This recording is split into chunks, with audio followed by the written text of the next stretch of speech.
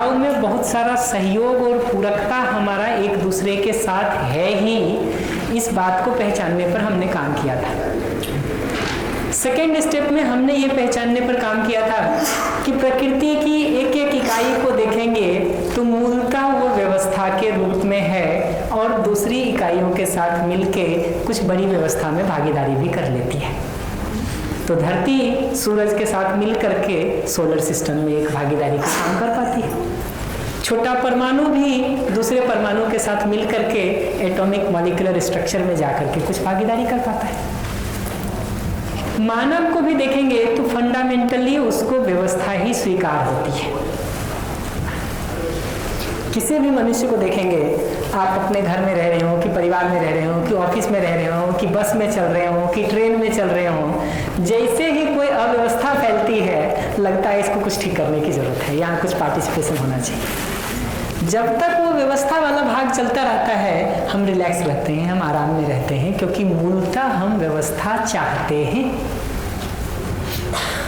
इस जगह से जब फिर हम आगे मानव का अध्ययन करने गए तो हमने ये बात पहचाना कि मूल में खुद को सुखी और समृद्ध करना हमारी मूल चाहना है। खुद सुखी और समृद्ध रहते हुए दूसरे को भी सुखी और समृद्ध करना हमारी मूलभूत चाहना के रूप में, बेसिक एस्पिरेशन के रूप में हमको दिखाई देता है। आप कभी भी अपने में पलट के भी देखिएगा, अनजानी जगहों पर भी कोई आतंकवाद की घटना हो जाती है, कोई बस का एक्सीडेंट हो जाता है, कुछ लोग मारे जाते हैं, वो घटना सुन करके हमको अच्छा लगता है कि खराब लगता है? खराब लगता है। वो घटना होती रहे हम ये चाहते हैं कि वो नहीं हो, हम ये चाहते हैं नहीं हो। तो उससे भी ये बात पता चलती है कि उन लोगों से जिनसे हम आज तक कभी मिले भी नहीं हैं, वस्तुतः हम उनका भी शुभ चाहते हैं या अशुभ नहीं चाहते। सिर्फ एक जगह पर ही जाके कोई आदमी दूसरे का बुरा चाहता है, करने की जगह पर, जब उसको लगता है कि उसके अपने सुख समृद्धि में बाधा हो रही है। लेकिन वहां भी जो दूसरे का करने जा रहा है वो उसकी मूल स्वीकृति नहीं है, क्योंकि वो कहता है कि बाध्यतावश हमको ऐसा करना पड़ रहा है। इन सारे उदाहरणों को देखे मैं एक ही बात पर ध्यान दिलाना चाह रहा हूं कि मूल में जो अपनी फंडामेंटल स्वीकृति है वो तो अपने सुख की भी है और दूसरे के सुख की भी है, अपने सुख समृद्धि की भी है, दूसरे के सुख समृद्धि की भी है। ये हमारी मूल चाहना के रूप में, फंडामेंटल एस्पिरेशन के रूप में हमको दिखाई देता है।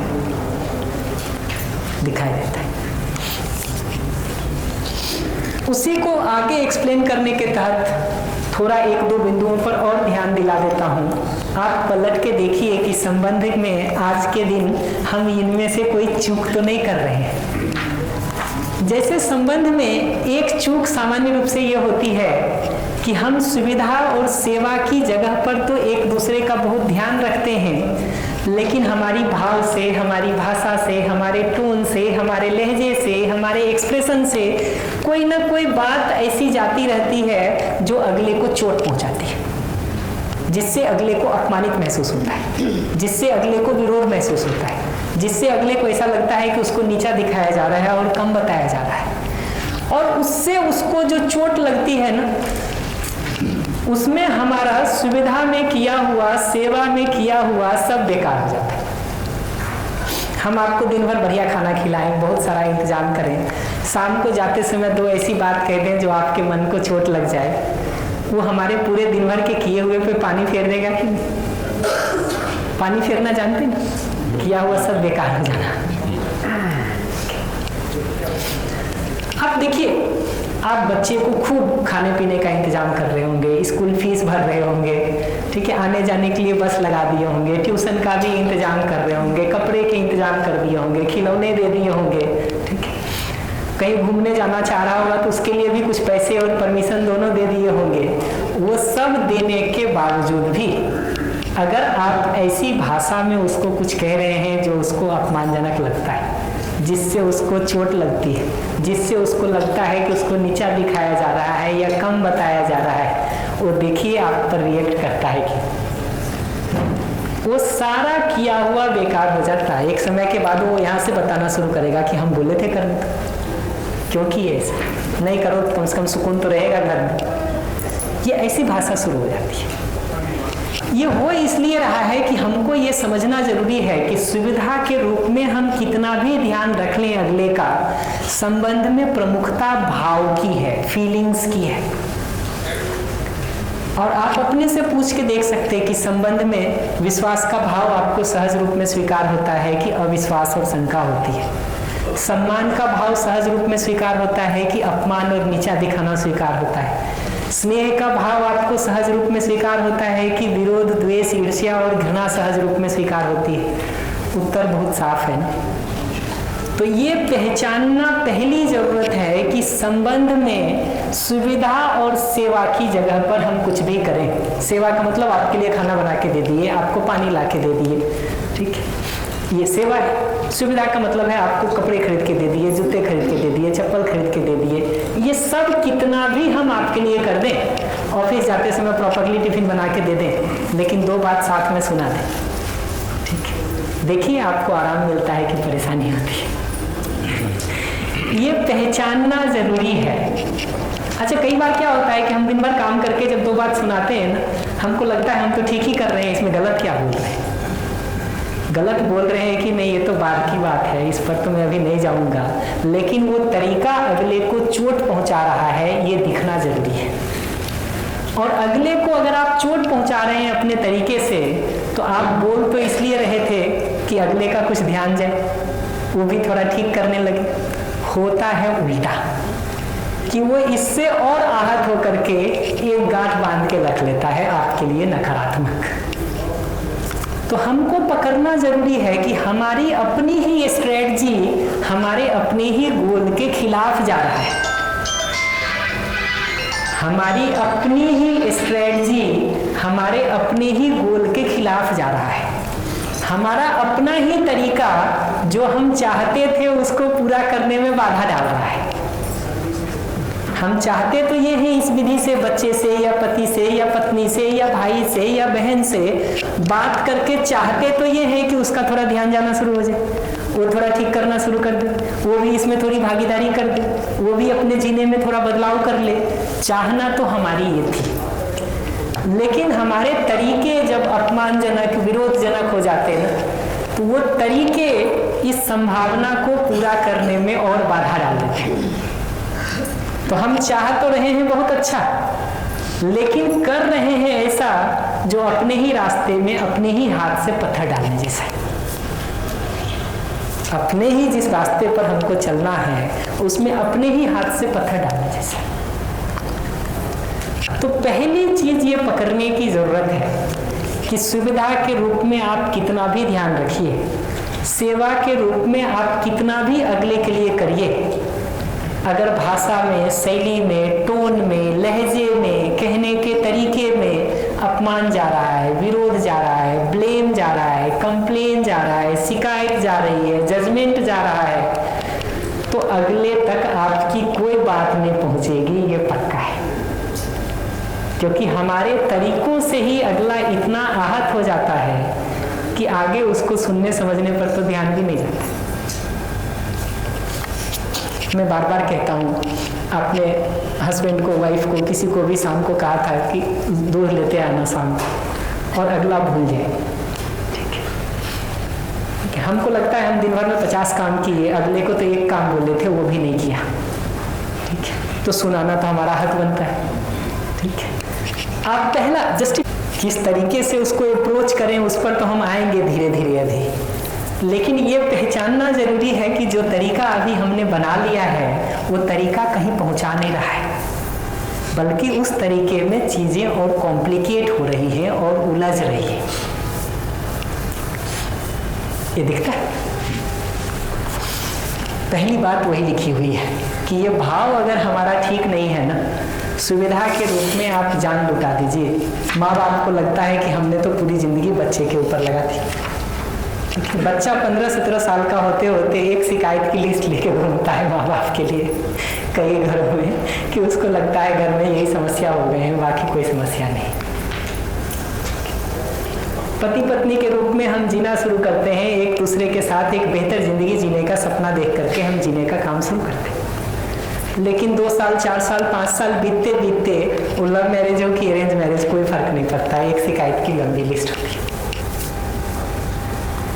कारण उसका ये नहीं है कि सुविधा की जगह पर ध्यान नहीं रखने हैं, सुविधा की जगह पर बहुत सारा ध्यान रखने के बावजूद भी भाव की जगह पर हम जाने अनजाने एक दूसरे को चोट पहुंचाने का काम कर रहे हैं।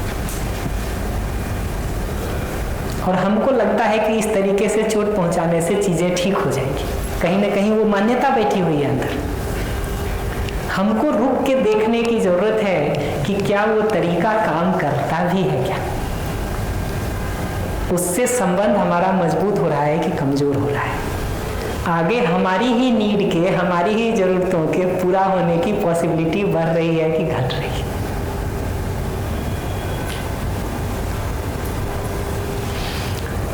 दूसरी बात इसमें, पहली बात समझ में आई? कोई प्रश्न तो नहीं? माइक दे दीजिएगा प्लीज।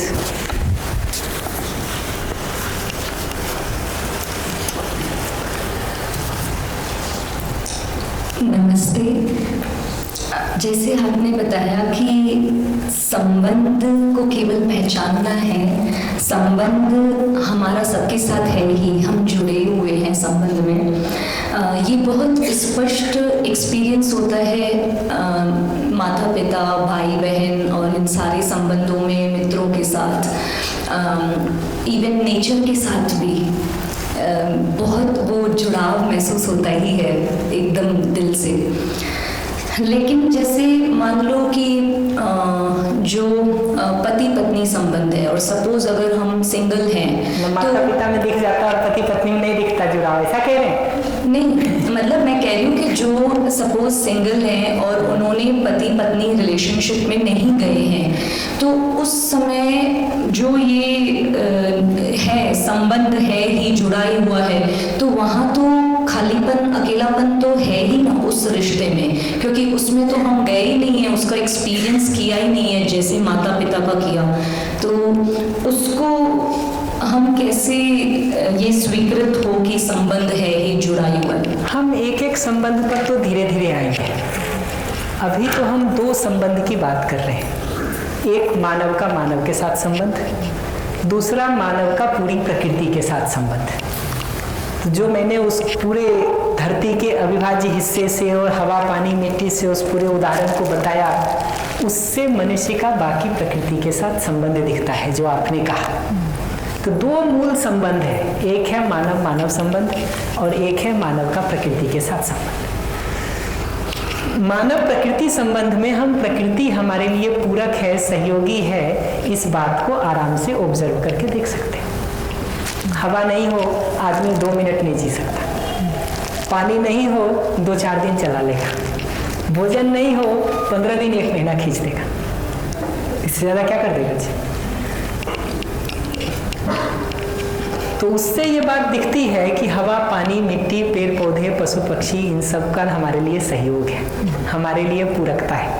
इस रूप में हमारा उनसे जुड़ाव भी है और वो हमारे लिए पूरक भी है। मानव मानव संबंध में भी हम इस पर ही बात करने का शुरू किए कि अभी भी आप देखिए कि मूल रूप में आपकी चाहना क्या है, खुद सुखी समृद्ध होने की, दूसरों को सुखी समृद्ध करने की है कि नहीं है। उसी को पलट के मैंने कहा कि अगर आप कभी दूसरे का कुछ बुरा सोचते भी हैं तो कब सोचते हैं? देखिए, जब आप दूसरे से प्रसन्न रहते हैं या जब आप इरिटेट हो जाते हैं, परेशान हो जाते हैं, नाराज हो जाते हैं और दिखता नहीं है कि कैसे इस परिस्थिति में हम अपना संतुलन बना के रख सकते हैं, तब आदमी रिएक्टिव होता है। आप देखिए ना, आप किसी को जवाब देना कब शुरू करते हैं? बच्चे हो कि बड़े हो, एक समय तक सुनते हैं, ठीक है, हम सब सुनते हैं एक सीमा तक। सुनते सुनते जब लगता है कि अभी ओवरफ्लो हो गया, बहुत दिन से ज़्यादा हो रहा है, तब हम अपना मुंह खोलना शुरू करते हैं। अगले को पता नहीं चलता है कि वो इतने दिनों से ये सब कर रहा है, लेकिन अपने लिए आप देखेंगे तो आप बहुत आराम से देख सकते हैं कि आपकी सहने की, एब्जॉर्ब करने की जो शॉकिंग कैपेसिटी है ना आपका, वो खत्म हो जाता है, तब रिएक्शन शुरू होता है। ठीक है? उसके पहले वो रिएक्शन या प्रतिक्रिया शुरू भी नहीं होती। तो अभी तो मैं एक एक संबंध में नहीं घुस रहा हूँ और मैं उसके डिटेल में नहीं जा रहा हूँ, लेकिन ये बात देख सकते कि नहीं कि पति हो पत्नी हो तो, और किसी का नहीं है तो नहीं ही है, लेकिन है तो मूल में हम शुभ चाहते हैं अगले का, ये बात हमको दिखती है कि नहीं। उसी तरह से मैंने अजनबी लोगों के लिए भी ये बात कही कि कहीं बम विस्फोट में किसी की डेथ हो जाए, ठीक है, कहीं आतंकवादी घटनाएं हो जाएं, कहीं किसी के साथ बस दुर्घटना हो जाए, देखिए ना सुन के हमको कैसा महसूस होता है, दुख। हमको कम से कम ये तो नहीं लगता है कि ये होता रहे। तो वो बताता है इस बात को कि उन लोगों से जिनसे हम आज तक मिले भी नहीं हैं, उनके साथ भी हमारा एक जुड़ाव है, उनके साथ भी हमारा एक संबंध है। तीसरा, मैंने उस व्यवहारिक जगह से बात करने का कहा था कि ये देखिए कि सामान्य से सामान्य सुविधा भी जो हम आज के दिन प्रयोग कर रहे हैं, डायरेक्टली इनडायरेक्टली उसके बनने से लेके हम तक पहुंचने में ये पूरी मानव जाति का योगदान है। और उसको जितना पीछे ले जाके देखेंगे उतना वो योगदान दिखेगा। आज हम इतने सारे लाइट के कनेक्शंस जोड़ करके काम कर रहे हैं, लाइट का ये सारा कनेक्शन नहीं हुआ होता अगर किसी ने उस बेसिक बल्ब का शुरू में आविष्कार नहीं किया होता था। आज स्मार्टफोन लेके हम हाथ में घूम रहे हैं, ठीक है, ये स्मार्टफोन नहीं बना होता अगर किसी ने उस बेसिक फीचर फोन पे काम नहीं किया होता। वो सामूहिक रूप में प्रयास की उपलब्धि है कि आज इतनी सहजता से हर आदमी के हाथ में मोबाइल उपलब्ध है। 30 साल के मेहनत से 95-96 का समय होगा हमको लगता है जब इंडिया में मोबाइल आया होगा, 2-1 साल आगे पीछे हो सकता, तो वही समय होगा। उस समय की हालत ये थी कि मोबाइल पर इनकमिंग कॉल आने के भी 5 रुपया मिनट जैसे लगते थे, और आज की स्थिति ये हो गई है कि महीने का 200 रुपया, 150 रुपया, 300, 500, कुछ भी अमाउंट हो वो दे दीजिए, हिसाब लगाने वाला भी कोई नहीं है कि आप बात कितना कर रहे हैं।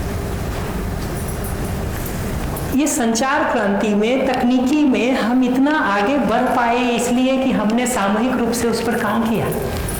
कोई एक आदमी अपने हाथ में मोबाइल पकड़ के बैठा होता ना, तो आज भी वही बेसिक फोन लेके हम घूम रहे होते। ये समूह की ताकत है, हमारी मानव जाति की कलेक्टिव ताकत है कि हम इस जगह पे पहुंच पाए। इंडिविजुअल किसी का ताकत नहीं है। इंडिविजुअल आदमी वो बेसिक फोन हाथ में लेके घूमेगा ना, तो अभी भी कुछ ज्यादा नहीं कर सकता। तो ये 3 जगह से मैंने तो सिर्फ इस पर ध्यान दिलाने का कोशिश किया था कि ये मानव मानव संबंध हमारा है ही।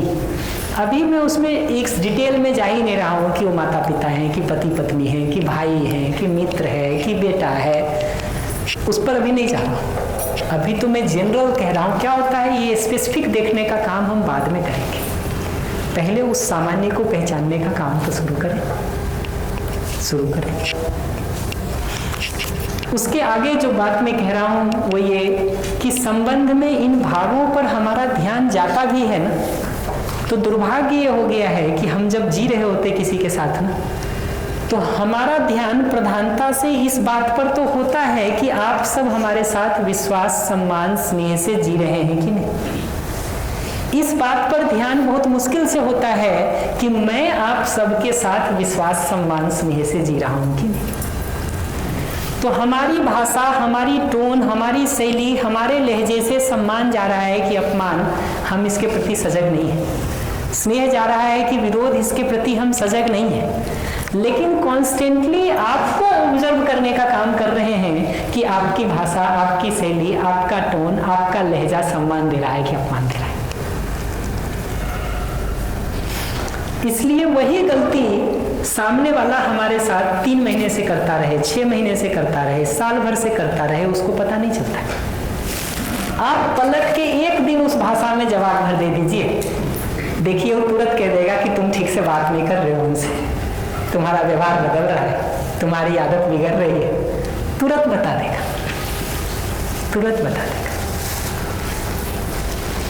तो हमको अपनी तरफ का पता नहीं चलता। अभी पिछले 1 महीने में 2 अलग अलग वर्कशॉप में 2 अलग अलग फैमिली से हमारी बात हुई। सेम प्रॉब्लम दोनों जगह है। 65-70 साल की एज होगी हस्बैंड वाइफ में, ठीक है। शिकायत शुरू हो गई, हस्बैंड की शिकायत क्या है? हस्बैंड की शिकायत यह है कि पत्नी पहले जवाब नहीं देती थी, आजकल पलट के बहुत बोलने लगी है, इसकी संगति बिगड़ गई है, इसका व्यवहार बिगड़ गया है, इसके वो आदत बिगड़ती जा रही है, ये बदलती जा रही है, शिकायत है। पत्नी से पूछिए क्या प्रॉब्लम है? कह रही है 30 साल तो इनके लिए सुनते सुनते हम तंग आ गए हैं, अब जिंदगी का 2-4 साल भी सुकून से काटें कि नहीं काटें। ठीक है, वो कह रही है 30 साल 35 साल 40 साल तो हम इनका सुनते सुनते थक गए, अब कम से कम 4 दिन भी तो हमको ठीक से जी लेने दें।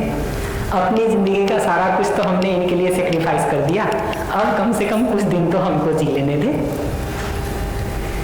क्या हो रहा है इस पूरी प्रक्रिया में देखिएगा, तो सामने वाले पर तो हमारा ध्यान है कि वो हमारे साथ कैसा जी रहा है और कैसा नहीं जी रहा है। हमको अपनी तरफ से ध्यान नहीं रहता कि हम कैसा जी रहे हैं, तो वही गलती हमारी तरफ से होती रहती है, हमको पता नहीं चलता है, अगले को पता चलता रहता है। वही गलती अगला करता रहता है, उसको पता नहीं चलता है, हमको पता चलता है। तो हमको आपकी गलतियां सारी पता चलती रहती हैं, क्योंकि ध्यान की वस्तु हम आपको बना रखें। आपको हमारी सारी गलतियां पता चलती रहती हैं, क्योंकि ध्यान की वस्तु आपने हमको बना रखा है। तो आप ज्यादातर समय या लगभग पूरे समय हमारे ऊपर ध्यान बनाए हुए हैं, मैं लगभग पूरे समय या ज्यादातर समय आपके ऊपर ध्यान बनाए हुए हूं। चूंकि मैं ध्यान ही आपका बनाए हुए हूं, इसलिए जो भी दिखाई देगा वो तो आपका ही दिखाई देगा ना, अपना तो उसमें कुछ दिखेगा नहीं, दिखेगा। अच्छा, देखिए आपको रहे हैं, समस्या ही आप में दिख रही है, तो सुधार का भी सारा प्रोग्राम तो आप ही का बनाएंगे, और किसका बनाएंगे? तो हमारे पास आपके सुधार का प्रोग्राम है, आपके पास मेरे सुधार का प्रोग्राम है, अपने सुधार का प्रोग्राम हम दोनों के पास नहीं है। हमारे पास आपके सुधार का प्रोग्राम है, क्योंकि आपकी कमियों की लिस्ट है, आपके पास हमारी कमियों की लिस्ट है, और मेरे सुधार का प्रोग्राम है। हम इतनी बात को भी नहीं पकड़ पाते हैं कि ये सुधार क्या जबरदस्ती करने की प्रक्रिया है। हो भी सकता है क्या आप बदलना नहीं चाहें और मैं लात मार के आपको बदलना चाहूँ, ये कभी संभव भी है क्या? बल्कि मैं जितना लात मार के बदलने की कोशिश करूंगा, उतना आपकी नाराजगी बढ़ेगी हमसे, नाराजगी बढ़ेगी हमसे। तो चूंकि हम देखते ही पूरे समय सामने रहते हैं, इसलिए सामने की चीज हमको दिखाई देती है। ध्यान का हिस्सा अपनी ओर मुड़ता ही नहीं है, हमको अपनी तरफ का कुछ दिखाई ही नहीं देता है। तो हम भी अपने को ठीक मान के बैठे हैं, आप भी अपने को ठीक मान के बैठे हैं, हम भी आपको खराब मान के बैठे हैं, आप भी हमको खराब मान के बैठे हैं। स्थिति ऐसी डेडलॉक में हो गई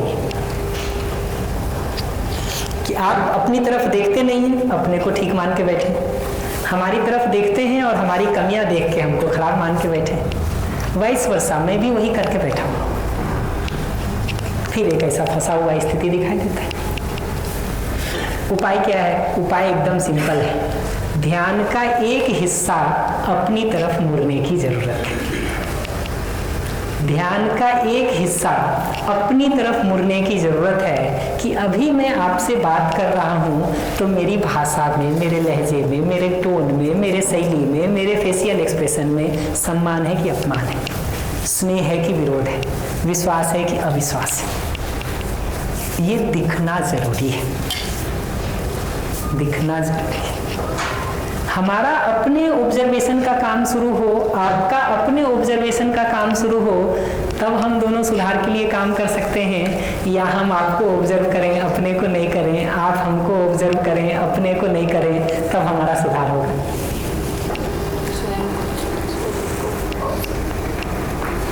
मैं बार बार कहता हूँ, आप हमसे विश्वास, सम्मान, स्नेह को मांगने पर ध्यान बना के रखे रहें, देखते रहें कितना दे रहा हूँ कितना नहीं, आप हमारे ऊपर ध्यान देते रहें। ऐसा एक दूसरे पर ध्यान बनाने से एक दूसरे को भाव मिलेगा, या अपनी तरफ से इन भावों को समझ करके हम भी आपके साथ एक्सप्रेस करने पर ध्यान दें, आप भी इन भावों को समझ करके हमारे साथ एक्सप्रेस करने पर ध्यान दें। उससे दोनों को भाव बिना मांगे मिल जाएगा, या हम दोनों एक दूसरे से मांगते रहें और देने के प्रयास पर ध्यान नहीं दें, तब मिलेगा।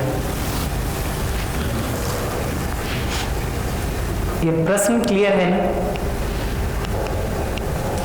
कि हम आपसे इन भावों को मांगते रहें, आप हमसे इन भावों को मांगते रहें।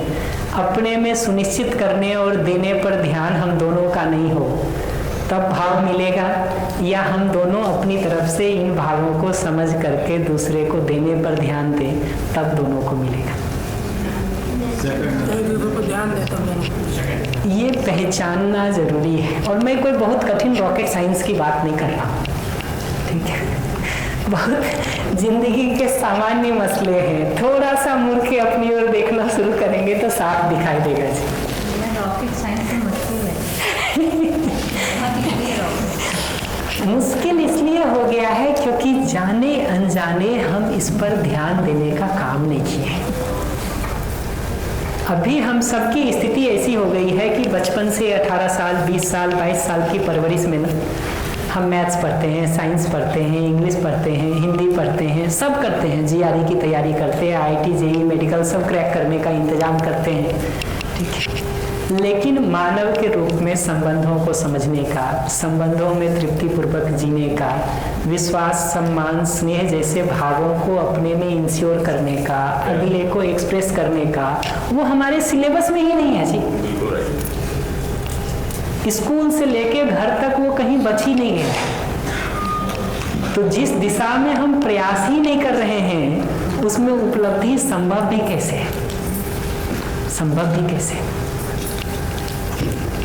मैं बार बार ये उदाहरण देता हूँ कि एक बच्चे को आप बचपन से मैथ्स मत पढ़ाइए, इंग्लिश मत पढ़ाइए, साइंस मत पढ़ाइए, न स्कूल भेजिए न घर में पढ़ाइए, और जब वो 15 साल का हो जाए उसको क्लास 10th के बोर्ड एग्जाम में बैठा दीजिए। वो पास करेगा कि फेल करेगा? फेल करेगा। हम सब की संबंध में वो स्थिति हो गई है कि 18 साल, 20 साल, 22 साल, 25 साल में उसको संबंध को समझने और जीने के ऊपर तैयारी नहीं के बराबर किया है, नहीं के बराबर किया है। और एक दिन हम ये उम्मीद करते हैं कि परिवार में पति पत्नी में भी ठीक से जी ले, बच्चे का भी ठीक से पालन पोषण कर ले, माँ बाप के भी साथ ठीक से जी ले, काम करने की जगह पर जिन 10, 20, 50 लोगों के साथ जी रहा है वहाँ भी ठीक जी ले, समाज में बस, ट्रेन और उसमें चलते हुए भी ठीक से जी ले। ये संभव कैसे है? जिसकी हम तैयारी ही नहीं कर रहे हैं, जिसके लिए हम समय और प्रयास ही नहीं लगा रहे हैं, वहाँ रिजल्ट की उम्मीद भी कैसे कर सकते हैं?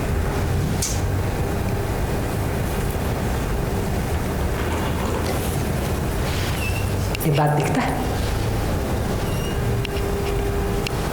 सॉल्यूशन क्या है? सॉल्यूशन भी इतना ही सिंपल है, थोड़ा समय और प्रयास लगाना तो शुरू करें, फिर उसमें क्या कर सकते हैं उस पर एक एक करके बात करेंगे।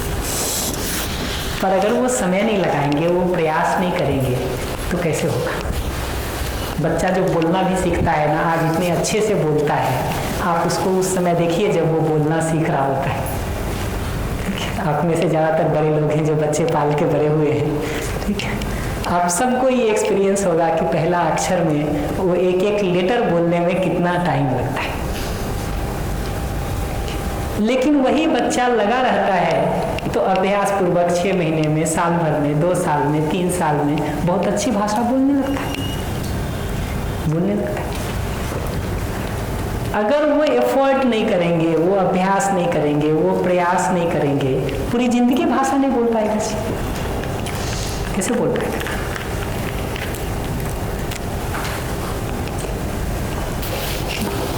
तीसरी जो कठिनाई इसमें होती है ना संबंध में, वो ये होती है कि हम जब दूसरे पर ध्यान भी देते हैं ना, तो दूसरे ने जो जो अच्छा किया है हमारे साथ, वो सबको हम ग्रांटेड लेते हैं, वो सबको हम अपना अधिकार मानते हैं। इतना तो अगले को करना ही चाहिए, ठीक है। कौन पति इतना नहीं करता, कौन पत्नी इतना नहीं करती, कौन माँ बाप इतना नहीं करते, ये तुमने किया तो कौन सा खास कर दिया। आपके सारे किए हुए को हम रिकॉग्नाइज नहीं करते, वैल्यू नहीं देते, एप्रिशिएट नहीं करते। जो ठीक नहीं होता है उसको हम नोट करते हैं। मैं हर बार ये उदाहरण देता हूँ कि 30 दिन में 29 दिन हमको बढ़िया खाना मिले, ठीक है, हम उसको रिकॉग्नाइज नहीं कर पाते, हम उसको एप्रिशिएट नहीं कर पाते, हम उसको वैल्यू नहीं दे पाते। एक दिन दाल में नमक तेज हो जाए, हम शिकायत करना नहीं भूलते, हमको लगता है हम क्या गलत बात कह रहे हैं इसमें, दाल में तो नमक ठीक नहीं था, मैंने तो ठीक ही तो बात कही। नहीं, ये आज नमक तेज नहीं है, तेज है, आपने कहा ये बात तो ठीक है, लेकिन वो 29 दिन ठीक था, ये बात ठीक नहीं है क्या? उसको कहने का जगह नहीं था, उसको एप्रिशिएट करने की जगह नहीं थी। और मैं तो बता सकता हूँ, आधे घरों में जो पति पत्नी की समस्या है ना, वो एक दूसरे की अच्छाई को पहचान के एप्रिशिएट नहीं करने की प्रॉब्लम है। वो एप्रिसिएशन का अभाव है, जो अगले का ठीक पक्ष है उसको देखने का, पहचानने का अभाव है, जो कमियां हैं उसकी शिकायत है। अच्छा, हमको लगता है हम तो ठीक ही कर रहे हैं, जितना ज्यादा ये कर रहे हैं ना, उतना घाव अगले में बनता जाता है। तो आपके अंदर भी एक घाव जमा होता रहता है, हमारे अंदर भी एक घाव जमा होता रहता है। फिर हम 20 तरह से प्रयास करते हैं कि हम इम्पोर्टेंट हैं, इसको हम सिद्ध करेंगे। तुम हमको बता रहे हो कि हम इम्पोर्टेंट नहीं हैं, हम तुमको बताएंगे कि हम कैसे इम्पोर्टेंट हैं। सारी लड़ाई उसमें चली जाती है, सारा संघर्ष उसमें चला जाता है। आप अपने से ही सवाल पूछ के देखिए, उचित क्या है? अगर मैं आपको इवेल्युएट करने जा रहा हूँ, आपका आकलन करने जा रहा हूँ, तो क्या उचित है? आपके ठीक वाले पक्षों से आंख मूंद करके सिर्फ आपकी कमियों पर फोकस करूँ, ये ठीक है, या दोनों पक्ष को देखूँ तब ठीक होगा?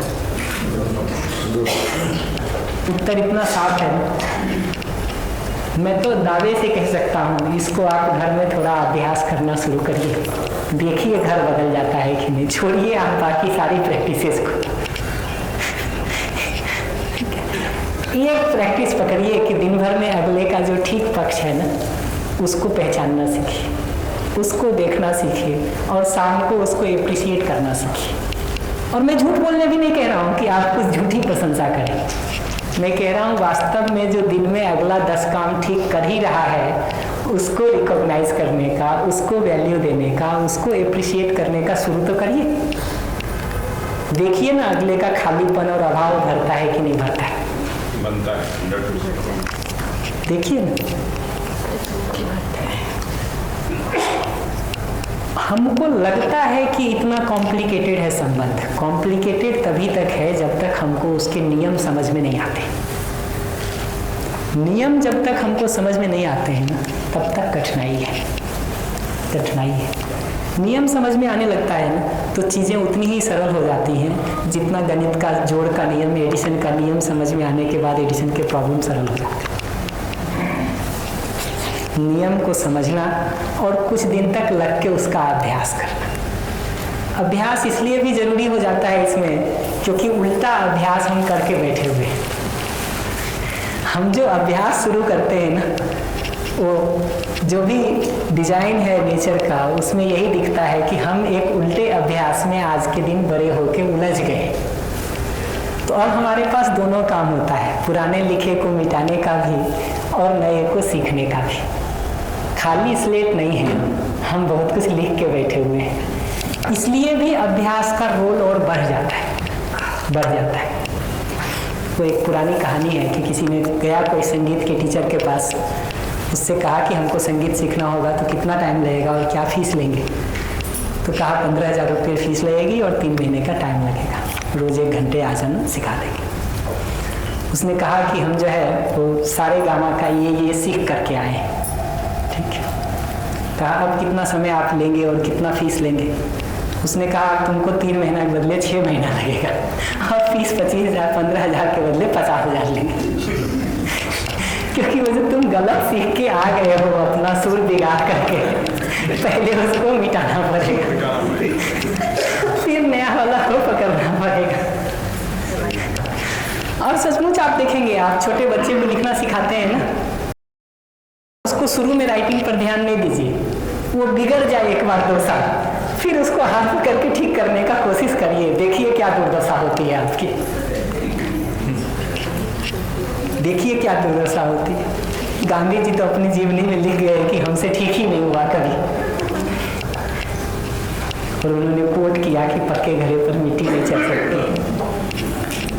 हमको ये पहचानना जरूरी है। मैं ये तो नहीं मानता हूँ कि ठीक नहीं हो सकता है, ठीक हो सकता है, बशर्ते ध्यान देके प्रयास करना शुरू करेंगे। ध्यान देके प्रयास करना शुरू करेंगे तो हो जाएगा। नहीं करेंगे तो वो तो जो पुराना डिजाइन चल रहा है, सीखा सिखाया, वही चलेगा जी। उसमें हम अभ्यस्त हैं। नए वाले को हमको प्रयास पूर्वक, अभ्यास पूर्वक सीखना है, करना है। पुराने डिजाइन में तो हम अभ्यस्त हैं ऑलरेडी। तो तीसरी बात मैं एकदम सिंपल कह रहा हूं कि संबंध में जिनके साथ भी जी रहे हैं ना, उनके ठीक वाले पक्ष को पहचानना तो शुरू करें। मैं इस पर एक होमवर्क देता रहता हूं सबको, जो आपको भी दूंगा, और कल उस होमवर्क से ही मैं सेशन शुरू करूंगा 9 बजे। और होमवर्क एकदम सिंपल है, अपने घर परिवार के लिए, अपने संबंधियों के लिए, जिन लोगों के साथ भी आप जी रहे हैं ना, उनमें से जिन लोगों से भी आपको शिकायत महसूस हो रही हो ना, ऐसे 2 लोगों को आइडेंटिफाई करिए। 2 लोग ऐसे आइडेंटिफाई करिए अपने घर परिवार के नज़दीकी में, या जिनके साथ भी आप जी रहे हैं, जिनसे आपको शिकायत होती है। आप आराम से उन दोनों के नाम लिखिए और क्या क्या शिकायतें हैं आपकी वो लिखना शुरू करिए। और शिकायत का जनरल स्टेटमेंट मत लिखिएगा, तुम गैर जिम्मेदार हो, तुम नालायक हो। ये स्टेटमेंट नहीं है। गैर जिम्मेदार हो का मतलब क्या है? मतलब है कि मैं उसको दूध लाने कहता हूं तो नहीं लाता है। ठीक है, ये स्टेटमेंट है। आप लिखिए कि क्या क्या वो आपके लिए ठीक नहीं करता है, जिसके कारण ये शिकायत है आपको। आराम से लिखिए, जितना याद आए ना, 10 साल, 20 साल, 25 साल का सब लिख डालिएगा, मन भर के लिखिए। जब ऐसा लगे कि अब और कुछ नहीं याद आ रहा है तो पेज को पलट लीजिए और दूसरे साइड में ये लिखना शुरू करिए कि उसी व्यक्ति के ने आपके लिए क्या क्या ठीक किया है। उसका एक उदाहरण मैं दे देता हूँ बच्चे की जगह से, क्योंकि कोई बच्चा नहीं है यहाँ अभी उस तरह से वर्कशॉप में बैठा हुआ। तो जैसे एक बच्चे को शिकायत लिखनी होती तो लिखता कि मैं आज इस तरह के ड्रेस पहनना चाहता हूँ, माँ बाप अलाउ नहीं कर रहे। मैं रात में पार्टी में जाना चाहता था, लौट के आने का परमिशन नहीं मिला। मैं आज बाइक खरीदना चाहता था, वो खरीदने का अवसर नहीं मिला। ऐसा लिखेगा ना, जो भी उसको लिखना होगा लिख लो अच्छे से। पार्ट 2 में ये लिखना शुरू करो कि कितने दिन ऐसे हुए जब वो पेरेंट्स ने आपके पसंद की ड्रेस आपको दिलवा दी। कितने दिन ऐसे हुए जब आपके बिना कहे भी उन्होंने आपके लिए खिलौने दे दिए। कितने दिन ऐसे हुए जब आपके मनपसंद खाने को उन्होंने बना करके दे दिया। कितने दिन ऐसे हुए जब उन्होंने पार्टी में, फंक्शंस में आपको जाना अलाउ कर दिया। ये लिस्ट बना ले, सिंपल ये होमवर्क कर लीजिए, बाकी इस पर बात कल करेंगे। होमवर्क समझ में आ गया ना? यहाँ से अभ्यास शुरू होता है। अब अगर आप इसको नहीं करेंगे तो हम क्या कर सकते हैं जी? हम तो क्लास आगे चला देंगे, जो 2 लोग किए होंगे उन्हीं के साथ। लेकिन अभ्यास में मैं बार बार कहूँगा कि रोल मेरा नहीं है, रोल आपका है। और आप इसको करिएगा ना, बाकी लिस्ट तो बाद में देखेंगे, पहले आपसे सुनेंगे कि उसको करते हुए ही आपको क्या क्या बात दिखनी शुरू हुई। प्रक्रिया से गुजरने से ही बहुत सारा ट्रांसफॉर्मेशन अपने में हो जाता है। प्रोसेस से गुजरने का काम हम नहीं करते हैं ना, वो ऐसा ही है कि किनारे पे खड़े रह के हम तैराकी सीखना चाहते हैं, वो होता ही नहीं है। प्रक्रिया से गुजर के तो देखिए, आप 8 दिन बाद जो करेंगे वो करेंगे। अभी तो 8 दिन के लिए आप आ ही गए हैं, 8 दिन ही करके देखिए ना। इनफैक्ट उसको आप करने जाएंगे ना, उसमें जो इनर्सिया आपको महसूस होता होगा ना करने में, उसको आप महसूस करेंगे ना। इनर्सिया जानते ना, करने में एक आलस्य लगता है, ठीक है? उसको आप महसूस करेंगे ना, तब आपको पता चलेगा कि बच्चे को होमवर्क करने में क्या कठिनाई होती है। उसके बिना आपको पता भी नहीं चलेगा। फिर उसको जिस विधि से आप हल करेंगे अपने लिए ना, वही विधि बच्चे के लिए भी काम आएगी। आपसे अपना इनर्सिया हल नहीं हो रहा है, दूसरे का हल क्या कर देंगे जी? क्या कर देंगे? अभ्यास वहां से शुरू होता है और वहां से आपको ये बारीकी पता चलती है। जैसे एक प्रॉब्लम मैं बता रहा हूँ कि अभ्यास की एक प्रॉब्लम यहीं से शुरू हो जाती है कि हमको एक इनर्सिया होता है उसको करने का।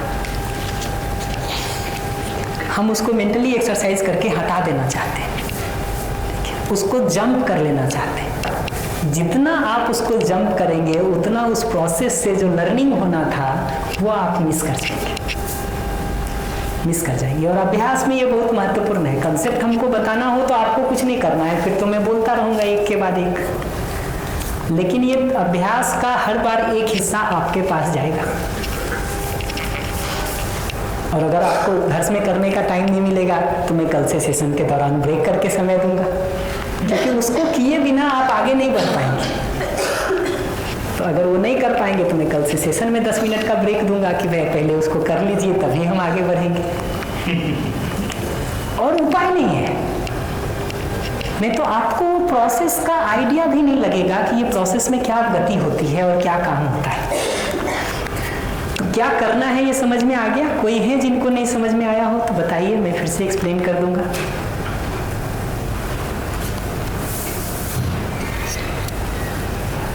ठीक है, करके देखिए इसको। और सारे अभ्यास जो हम आगे बात करेंगे ना वो सब पुराने पे बिल्डअप होते जाएंगे। आप जितनी पुरानी चीज़ों को छोड़ेंगे आगे डिस्कनेक्ट होते चले जाएंगे, डिस्कनेक्ट होते चले जाएंगे।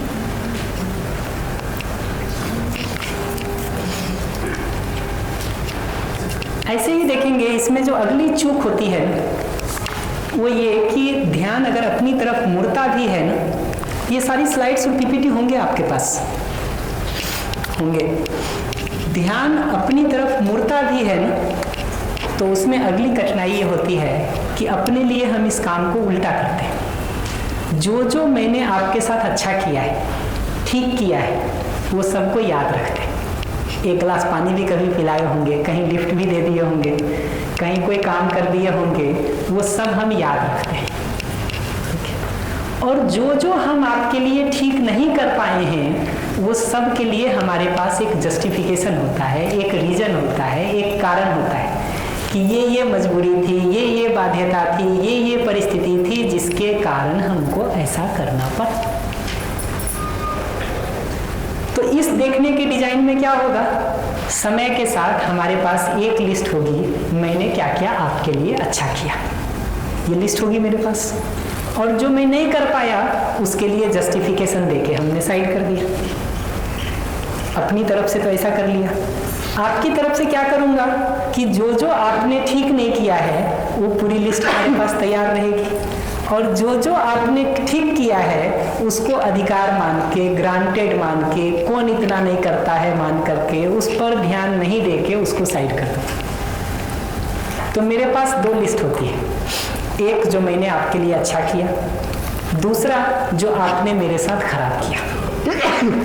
ये दो लिस्ट मेरे पास होती है, एक जो मैंने आपके साथ अच्छा किया, दूसरा जो आपने मेरे साथ खराब किया। और दो लिस्ट अगले के पास है, एक जो उसने हमारे साथ अच्छा किया, दूसरा जो मैंने उसके साथ खराब किया। ये दिखता है? ऐसी 4 लिस्टों के साथ कोई भी 2 आदमी बैठेगा, झगड़ा नहीं होगा तो क्या होगा। और अभी हमारी स्थिति ऐसी हो गई है कि ये लिस्ट हमारे रेडीमेड तैयार है। आप एक कोई छोटी सी ऐसी चीज करते हैं जो हमको ठीक नहीं लगती है ना, वो पुरानी 10 लिस्टों के साथ जुड़ करके हमारा रिएक्शन बाहर आना शुरू हो जाता है कि आपकी 10 गलतियों की लिस्ट तो पहले से हमारे पास है। आपने अभी कोई एक छोटा सा काम किया होगा कि ग्लास यहाँ रखना था, उन्हें रख के वहां रख दिया होगा। आपके लिए तो वो एक घटना है, मेरे लिए तो 10 पहले से है, उसके साथ वो जुड़ गया है। इसलिए जब मैं रिएक्ट करना शुरू करता हूँ तो मैं उस पूरे 11 पर रिएक्शन करता हूँ, एक पर नहीं करता हूँ। आपको लगता है इसमें कौन सी इतनी बात थी? बात तो जी पहले से बहुत सारी हो रखी है, ये तो सिर्फ इस समय का ट्रिगर है। इसलिए आप देखिए ऐसी नाराजगी में जब भी आदमी सुनाना शुरू करता ना, वो पूरा लिस्ट आज से शुरू करके पीछे तक का सुनाएगा। शादी के 10 साल बाद होने वाले झगड़े में भी आदमी उस पहले दिन तक का सब सुनाता है एक दूसरे को कि जब पहली बार तुम्हारे घर आए थे तो तुमने ये ठीक नहीं किया था, तुमने ये ठीक नहीं किया था। और अपना सुना लेते हैं तो माँ बाप का शुरू करते हैं, तुम्हारे माँ बाप ने ये नहीं किया, तुम्हारे माँ बाप ने वो नहीं किया, वो खानदान की भी लिस्ट गिनाते हैं। हमको ये दिखना जरूरी है कि वो पूरी लिस्ट बना के अगर हम बैठे हुए ही हैं एक दूसरे के लिए, तो एक छोटी से छोटी घटना भी वो बारूद में माचिस लगने की तरह काम करती है। और फिर वो पूरा लिस्ट हम गिनाना शुरू करते हैं और दो में से कोई एक लिस्ट पढ़ते हैं, या तो आपकी कमियों की पढ़ते हैं। आप हमको कुछ कहते हैं कि तुम ये ठीक नहीं किए, हम कहते हैं अच्छा हम ठीक नहीं किए, तुम क्या ठीक करते हो देखे हो कभी? और फिर लिस्ट गिनाना शुरू कर देते हैं अगले का, तुमने ये नहीं किया, ये नहीं किया, ये नहीं किया, ये नहीं किया। या अपना पॉजिटिव वाला गिनाना शुरू करते हैं तो कहते हैं मैंने तुम्हारे लिए ये किया, ये किया, ये किया, ये किया, ये किया, और तुम एहसान फरामोश इतना भी नहीं करते, तुमको तो हमारी कुछ पड़ी ही नहीं। ये पूरे डिजाइन में देखिएगा तो ये दो लिस्ट में से कोई एक लिस्ट हम पढ़ रहे होते हैं अपने में से, और अगला अपनी दो लिस्ट में से कोई एक लिस्ट पढ़ रहा होता है। ये एक प्लेन पर कभी मिलते ही नहीं है, वो एक यहाँ चल रहा होता है, दूसरा यहाँ चल रहा होता है, और हमको लग रहा है कि हम दोनों बड़े संवाद कर रहे हैं। सुनते तक नहीं है जी दूसरे को, और सुनते भी हैं ना। फिर अगर आप गलतियों का ही लिस्ट बना के बैठे हैं तो आप सुनते भी हैं दूसरे को ना, तो जवाब देने के लिए उसमें क्या कमी है जहां पकड़ के उसका पेच टाइट किया जा सकता है वो पकड़ने के लिए सुनते हैं। विवाद नहीं होगा उसमें तो क्या होगा, संवाद की जगह ही कहां बच जाएगी। ये 10 शिकायतों की लिस्ट के साथ हम खड़े ही हैं, तो आप एक छोटा सा भी कुछ करते हैं, मेरा पूरा ये ट्रिगर हो जाता है, वो पूरी घटना उभर के आ जाती है जी अंदर। जो चीजें आपको सामान्य रूप से याद नहीं रहती होंगी ना, वो सब भी उस समय याद आ जाएंगी और आप सुना देंगे। तो संबंध की अगली चूक वो होती है कि हम अपनी जगह से जब देखते हैं ना, तो अपनी अच्छाइयों को देखते हैं, कमियों का जस्टिफिकेशन कर लेते हैं। और जस्टिफिकेशन का एक बड़ा कारण है जो इंटेंशन की बात हम पिछले सेशन में कर रहे थे, कि अपने लिए ग्लास गिर गया और टूट गया देखने के आधार पर हमको लगता है कि मैं तो गिराना नहीं चाहता था, तोड़ना नहीं चाहता था, इसलिए मैं अच्छा हूं। मैं गुस्सा नहीं करना चाहता हूं, इसलिए मैं अच्छा हूं। मैं अपमान नहीं करना चाहता हूं, इसलिए मैं अच्छा हूं। मैं विरोध नहीं करना चाहता हूं, इसलिए मैं अच्छा हूं। मैं पलट के जवाब नहीं देना चाहता हूं, इसलिए मैं अच्छा हूं। तो अपने लिए निष्कर्ष निकाल लिए कि हम अच्छे हैं, और मैं देना नहीं चाहता हूं और फिर भी दे रहा हूं, ये भी दिखाई देता है। ठीक है, तो कारण तुम हो। सारे जस्टिफिकेशन का एक ही उत्तर है, कारण तुम हो, मैं नहीं। ये हो क्यों रहा है? क्योंकि हम अपने उस बेसिक इंटेंशन को देख रहे हैं कि मैं गुस्सा तो करना नहीं चाहता हूं, मैं अपमान तो करना नहीं चाहता हूं, मैं विरोध तो करना नहीं चाहता हूं, मैं तो खुद सुखी होना चाहता हूं, दूसरे को भी सुखी करना चाहता हूं। ये है जो हमको जीने नहीं दे रहा। अपने लिए ये जस्टिफिकेशन आने का कारण ये है कि उस बेसिक इंटेंशन की जगह पर हम अपने को साफ सुथरा देखते रहते हैं, जबकि दूसरे की जगह से जब हम देखते हैं तो वो गुस्सा कर रहा है, वो अपमान कर रहा है, वो विरोध कर रहा है। इसको देख करके उसके उस मूल इंटेंशन के ऊपर भी डाउट करना शुरू कर देते हैं कि ये तो नालायक ही है, ये तो खराब करना ही चाहता है, इसकी तो प्रवृत्ति ही ऐसी है, इसका तो सोचने जीने करने का डिजाइन ही यही है, इसका तो बेसिक सॉफ्टवेयर ही खराब है।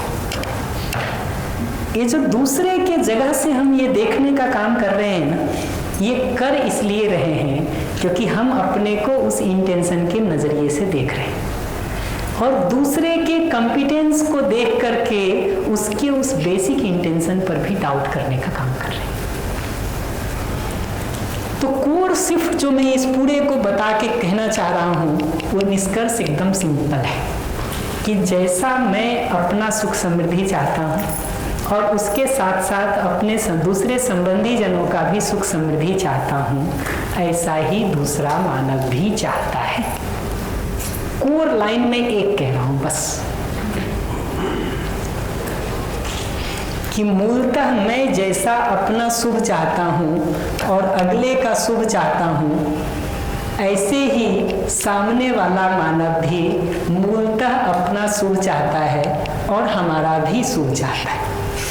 ये बेसिक बात हम कह रहे यहाँ पर कि मूलतः मानव के लिए हमको ये बात दिख सके कि मानव मूलतः अपना शुभ, जैसे मैं अपना शुभ चाहता हूँ, अगले का शुभ चाहता हूँ, ऐसे ही अगला मनुष्य भी अपना शुभ चाहता है, हमारा शुभ चाहता है।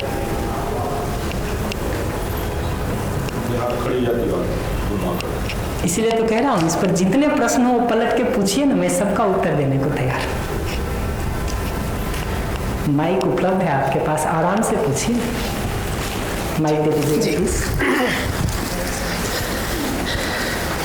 देखिए सारे सवाल पूछ लीजिए, क्योंकि मैं एक बात और बता दूं, अभ्यास कभी भी संशय के साथ नहीं हो सकता। जिन निष्कर्षों पर ही आपको डाउट हो, उसका अभ्यास कैसे करेंगे?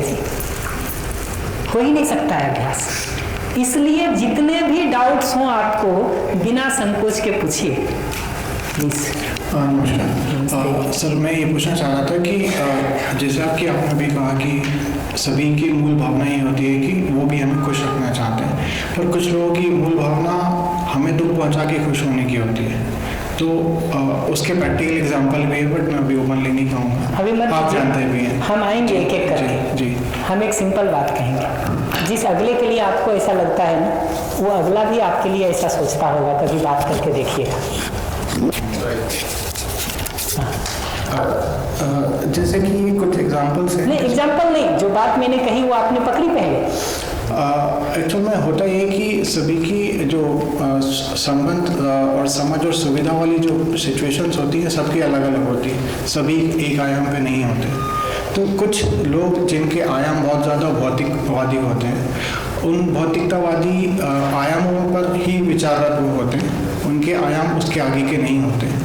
उस समय पर अगर वो उसी स्तर पर है और वो सिर्फ भौतिकतावादी सुख चाहते हैं, उनको संबंधों से कोई लेना देना नहीं होता, उस समय आप की मंशा कितनी अच्छी क्यों ना हो, वो उस तरीके से बिहेव नहीं करते। बढ़िया। तो पूरे को देखिए कैसे सुनने का बता रहा हूँ आपको, कि आप बोलते चाहे जो भी हो, हमको क्या सुनाई देता है या पार्टी को क्या सुनाई देगा वो बता रहा हूँ आपको। उसको पहली चीज़ ये सुनाई देगी कि आप कह रहे हैं कि मैं तो संबंध पूर्वक जीना चाहता हूँ, तुम नहीं चाहते। ठीक है, ये सुनेगा अगला, तो ये उसको ब्लेम और कंप्लेन की तरह सुनाई देगा कि नहीं देगा? ये सुन करके वो घायल होगा कि आराम में आएगा?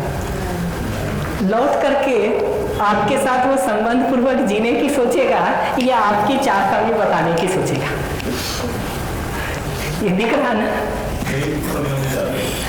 हमको लगता है कि हम तो कुछ चूक नहीं कर रहे हैं, चूक कहाँ हो रही है?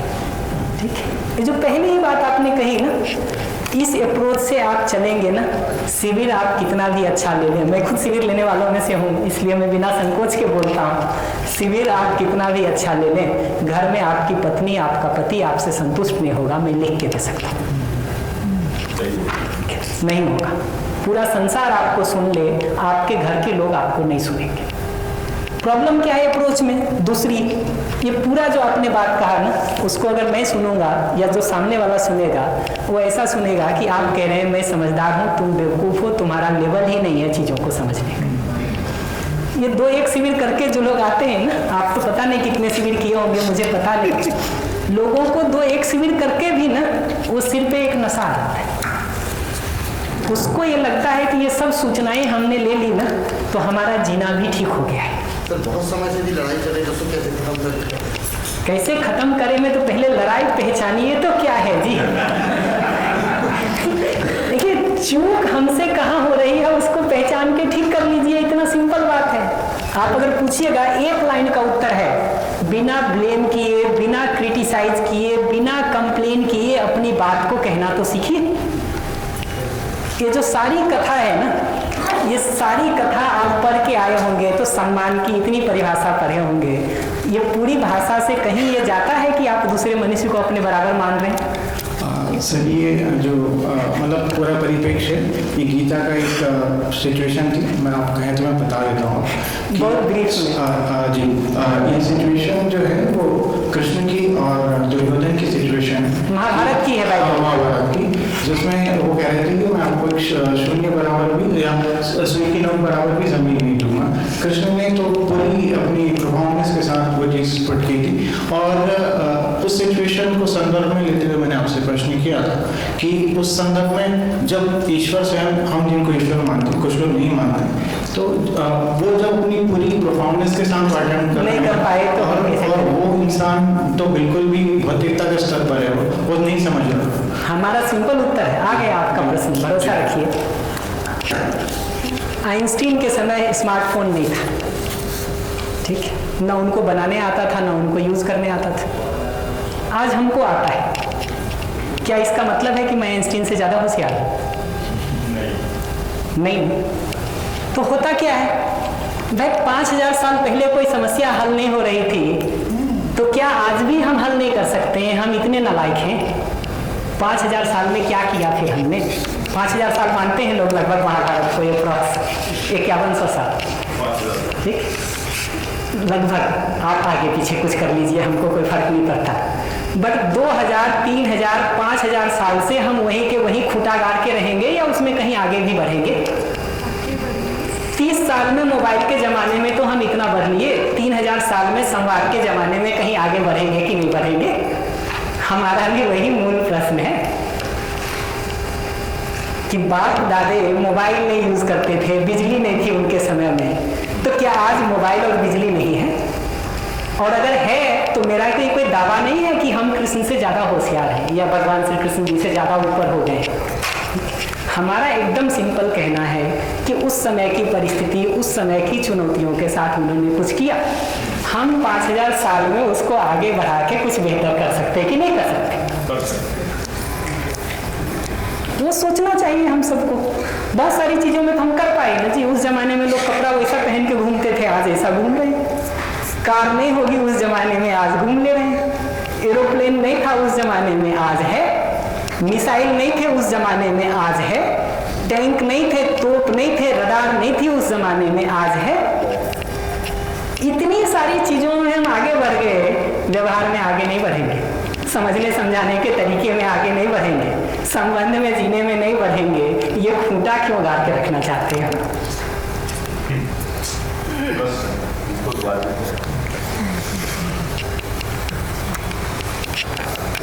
तो देखिए, मैं तो ये मानता हूं कि इस प्रक्रिया को हम शुरू करेंगे ना, आज जितना भी हम कर पाए, दिशा ठीक पकड़ेंगे तो हमारी अगली पीढ़ी उससे ज़्यादा बेहतर कर पाएगी। उसको फर्दर काम करेंगे तो हमारी अगली पीढ़ी उसको और ज़्यादा बेहतर कर पाएगी। हमको ये दावा नहीं है कि सारी समस्या आज हल ही हो जाएगी, लेकिन कुछ तो होगी। और दिशा ठीक पकड़ा देंगे तो अगली पीढ़ी उससे आगे करेगी जी, अगली पीढ़ी उससे आगे करेगी। ठीक वैसे ही जैसे 30 साल पहले कंप्यूटर को भी देखते ना तो 512 MB रैम होता था, मुश्किल से 1 GB रैम होता था जी। 2003 में भी जब मैं IIT कानपुर में था, 1 GB का रैम बहुत बढ़िया माना जाता था। 40 GB का हार्ड डिस्क अच्छा माना जाता था। आज आपके हाथ के मोबाइल में 40 GB से ज़्यादा हार्ड डिस्क है, मेमोरी उसकी 40 GB से ज़्यादा है। 64 होगा, 128 होगा, 256 होगा। जो रैम है आपका ना, वो 1 GB से ज़्यादा है। 2 होगा, 4 होगा, 8 होगा, 16 के भी आ गए। हम इन चीज़ों में तो 20 साल 30 साल में इतना प्रोग्रेस कर लिए हैं। समझदारी के मामले में, भाव ठीक रखने के मामले में, विचार ठीक रखने के मामले में, व्यवहार ठीक रखने के मामले में हमको ऐसा लगता है जो होना था सब हो गया, आप तो पिछड़ते घिसड़ते चले जाएंगे जी। हमारे बाप दादे होशियार थे, इसका प्रमाण तो ये है ना कि हम उनसे ज़्यादा होशियारी से जी सके, तब तो अगले की बुद्धिमत्ता का कुछ प्रमाण है जी। हम दिनों दिन गड्ढे में गिरते जा रहे हैं तो क्या निष्कर्ष निकालेंगे जी? सॉरी सर, अभी जो कंटेम्प्रेरी से एक इडियम ये भी था कि you can not make the donkey horses, you can only make the horses run. तो सर ये परिप्रेक्ष्य में भी अगर आप वेरी ट्रू।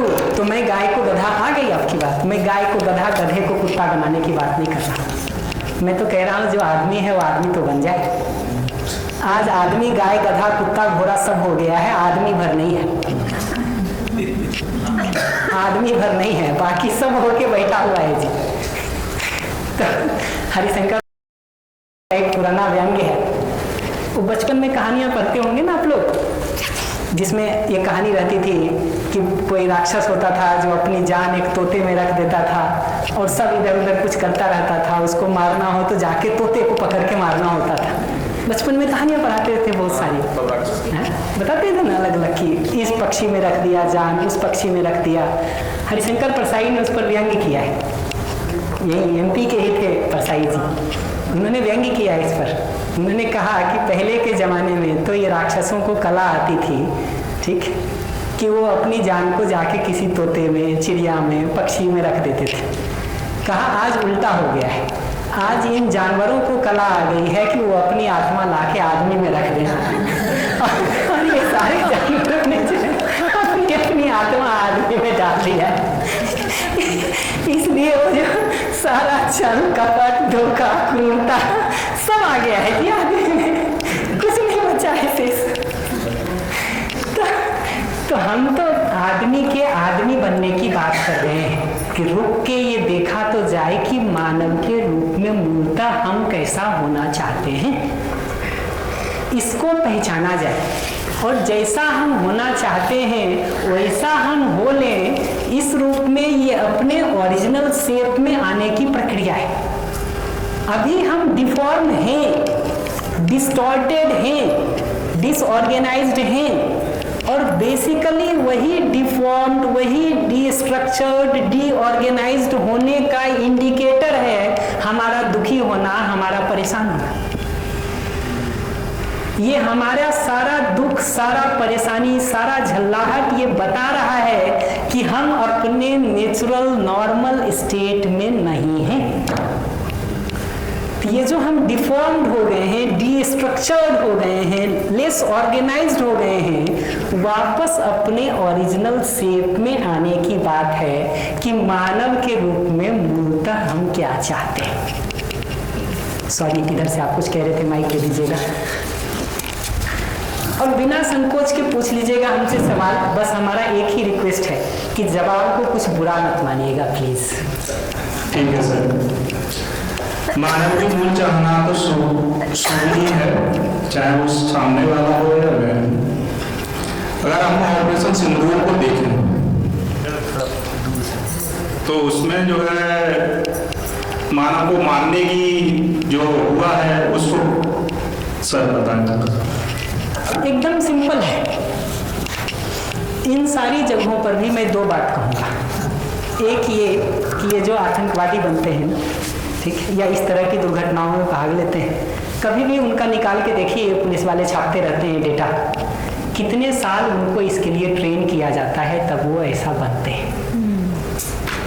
ये जो गलत तरह की स्कूलिंग हम सब की चल रही है ना, वो उसका एक बड़ा कारण है।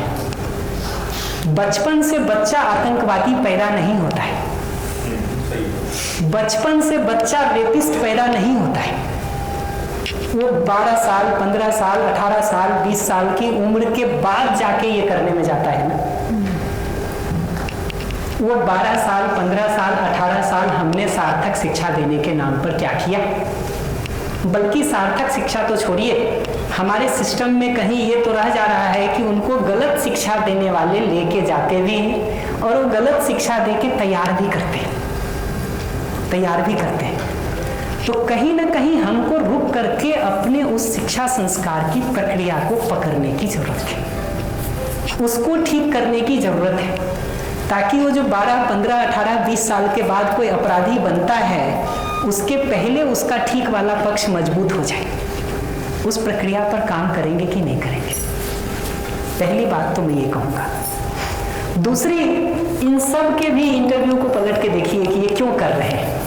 ठीक है, किसी जगह पर आपको दिखाई देगा कि किसी को स्वर्ग मिलने की अपेक्षा होगी, किसी को अगला विरोधी और दुश्मन के रूप में दिखता है और लगता है कि इसका नाश नहीं करेंगे तो ये हमारा ही नाश कर देगा। ऐसी कोई ना कोई मान्यता वहाँ समझ की जगह पर हम बैठा देते हैं। ये समझ की जगह पर कोई ना कोई ऐसी गलत मान्यता हम उसमें बैठा देते हैं जिसके कारण उसका भाव, विचार, व्यवहार, आचरण सारा बिगड़ जाता है। बिगड़ जाता है। ये गलत सेट किए बिना नीचे गलत करने का पॉसिबिलिटी ही नहीं है, पॉसिबिलिटी ही नहीं। तो बचपन से कह करके बैठाया जाए, किसी ट्रेनिंग कोर्स के दौरान बैठाया जाए, किसी आचरण को देख के बैठाया जाए, वो निष्कर्ष वहाँ गलत निकलता है इस मान्यता की जगह पर। इसलिए वो पूरा आचरण ठीक नहीं दिखाई, ठीक नहीं दिखाई। और थर्ड बात मैं ये कहूँगा, आतंकवादियों को बाद में देख लेंगे जी। जिस घर में, जिस परिवार में, जिस ऑफिस में, जिन पड़ोसियों के साथ जी रहे हैं, कम से कम वहीं तो ठीक हो जाएं चीजें। आतंकवाद की घटनाएं तो आज हमने कम से कम पुलिस आर्मी जिस तरह का बना लिया है, साल में 2-4 होती है पूरे देश में। ये जो परिवार की समस्या हो गई है, ऑफिस की समस्या हो गई है, पड़ोसी की समस्या हो गई है, घर की समस्या हो गई है, बड़ी मुश्किल से कोई घर मिलता है जो अछूता हो। ये घटना रोज 4 घट रही है। जो साल में 4 पूरे देश में घट रही है, ये रोज 4 हर ऑफिस में घट रहा है, हर घर में घट रहा है। अपवाद होंगे जहां नहीं हो रहा। कहां से ठीक करना शुरू करेंगे, ये तो हमको पकड़ना पड़ेगा। मैं आज सुबह ही ब्रेक के दौरान लंच में कह रहा था ये बात, हमको ये पहचानना जरूरी है कि हम किन समस्याओं को डील करने से शुरू करेंगे। ये धरती पर हम जिन लोगों के साथ जी रहे हैं, ये हमारी प्रायोरिटी में ना हो, और सूरज का तापमान कितना है ये मापने के लिए हम प्रयोग करें, ठीक है? हमको रुक के तो देखना पड़ेगा कि हमारी प्रायोरिटी क्या है कि नहीं। अगर वही एकमात्र समस्या बच गई है कि सूरज का तापमान हम नहीं जानते हैं, तो जरूर सारा ताकत उसमें लगा दिया जाए। लेकिन रुक के ये देखा जाए कि हम दिन भर में जितनी बार भी दुखी हो रहे हैं, क्या उसका कारण वही है? और अगर वो कारण नहीं है, तो हमारी हालत उसी बच्चे के जैसे होगी जिसको आश्वासन दिया गया था कि बेटा 12th का एग्जाम बढ़िया कर लो, IIT में एडमिशन हो जाए तो जिंदगी सफल हो जाएगी। जिनका नहीं होता है बेचारों का, उनको तो लगता है हो जाता तो जिंदगी सफल हो जाती। जिनका हो जाता है उनको दिखता है कि कुछ खास सफल नहीं हुई, कुछ खास सफल नहीं हुई। गलत जगह पर हम मान लेंगे ना कि वहीं सुख है और वहीं सारा हाथ पैर मारते रहेंगे, जब तक नहीं मिलेगा तब तक तो परेशान रहेंगे। मिल जाएगा उस दिन लगेगा कि जिसको हीरा मान के दौड़े थे, ये तो कांच का टुकड़ा निकल गया।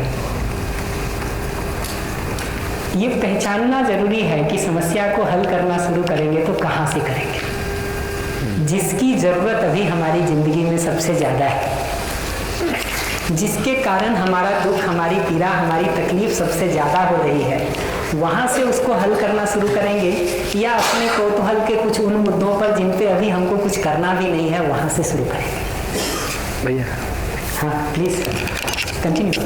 जी भैया, कभी कभी घर में होता है कि कोई समस्या आई तो उस पर चर्चा हुई और अपन ने उस समस्या के बारे में एक समाधान रखा, लेकिन उन्हें वो समाधान मतलब डाउट रहा है कि स्वीकार नहीं करा, लेकिन वही बात कोई बाहर का व्यक्ति आकर के या उससे सलाह लेकर के ये तो वो समझ में आ जाता है, फिर उसको फॉलो कर लेते हैं। लेकिन हमने डिस्कस किया तब उस पर विश्वास नहीं होता है, लेकिन बाहर का व्यक्ति उसमें इंटरप्ट करके कर दे तो वो हो जाता है। ऐसा भी इससे बताइएगा, इससे इतना ही पता चलता है कि घर में आपकी क्रेडिबिलिटी बहुत खराब है, बाहर वाले की ठीक सच्ची बता रहा हूँ, उसका मतलब नहीं है। और मजे की बात है, हम सबका क्रेडिबिलिटी बाहर अच्छा है, घर में नहीं है। कारण क्या है? बाहर जब हम ड्राइंग रूम में आते हैं, दूसरे से मिलने आते हैं, बाहर जाते हैं, एक हंसता मुस्कुराता हुआ चेहरा लेके प्रेजेंट होते हैं।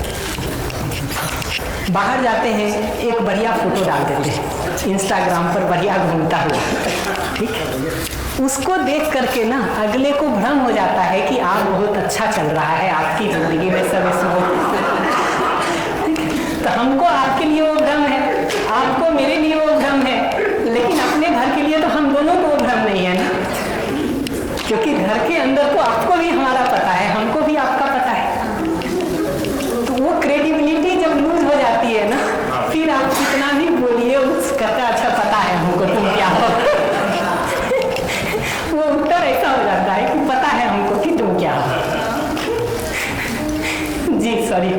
इसी से संबंधित भैया, हाँ हेलो, इसी से संबंधित एक उदाहरण मेरे साथ सुबह हुआ।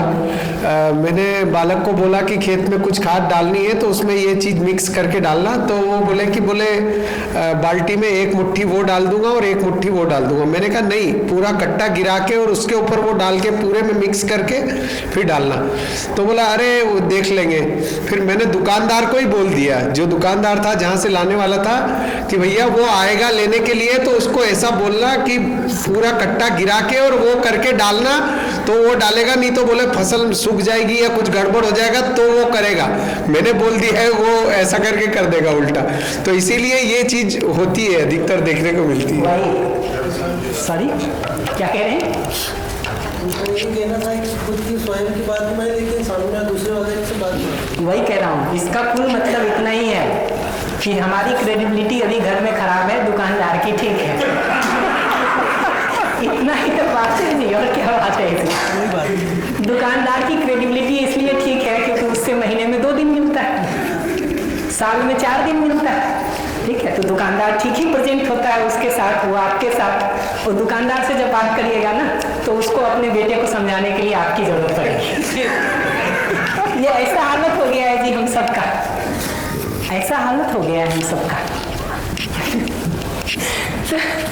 जी हाँ, माइक जहाँ भी हो देते जाइए प्लीज। सर जैसे सर अभी आप बता रहे थे कि कोई व्यक्ति हमको एक बार सुना रहा, 2 बार सुना रहा, साल भर सुना रहा है, और धोखे से हमने एक बार सुना दिया तो हमारा रिश्ता क्या हो गया? खराब हो गया। बिल्कुल। तो हमारा ये प्रश्न है कि क्या उस समय फिर हम सुनाए ना, हमें रिश्ता बचाना है अपना, तो क्या हम सुनाए ना? हाँ, मेरा यही है। अच्छा प्रश्न है। हमारा एक लाइन का उत्तर अभी होगा, बाकी डिटेल करूंगा। एक लाइन का उत्तर है ठीक बात को ठीक ढंग से सुनाए। अभी क्या होता है जाने अनजाने कि जब हम गुस्से के साथ बोलना शुरू करते हैं ना, मैं बार बार इस पर ध्यान दिला रहा हूँ, हम गुस्से के साथ, रिएक्शन के साथ, इरिटेशन के साथ जब बोलना शुरू करते हैं ना, सुनने वाले के दिमाग में हमारी बात पीछे रह जाती है। वो गुस्सा, इरिटेशन और रिएक्शन, उसी में सामने वाला उलझ जाता है। तो ये ऐसा है कि आप किसी को हीरा भी दे रहे थे, ऐसा कचरे की टोकरी में भर के दिए जिसमें वो ढूंढ ही नहीं पा रहा कि कहाँ है। वो बेचारा पूरे कचरे में ऐसा हाथ मारता रह जाता है, उसको हाथ में कुछ धराता नहीं है। तो हम ये बिल्कुल नहीं कह रहे हैं कि नहीं बोलें और सहें, हम तो कह रहे हैं ठीक बात को ठीक ढंग से बोलें। आता हूँ अभी उस पर। आप अगर तरीका सीखते चले जाएंगे ना तो समय ज़्यादातर ठीक ही रहता है, हमारे तरीके खराब हैं। अभी आता हूँ मैं उस पर एक एक करके। एक लाइन में पूछिएगा तो यही कहूँगा, आप रुक के सिर्फ ये देखिए कि आपके तरीके में विरोध तो नहीं है, अपमान तो नहीं है, क्रोध तो नहीं है, इरिटेशन तो नहीं है, नाराजगी तो नहीं है, अगले को नालायक बताने का बात तो नहीं है, उसके ऊपर दोषारोपण तो नहीं है, उसको कटघरे में खड़ा तो नहीं कर रहे हैं। ऐसा अगर कुछ भी कर रहे हैं तो आप तो जले पर नमक छिड़क रहे हैं जी। वो तो रिएक्शन करेगा और तेज।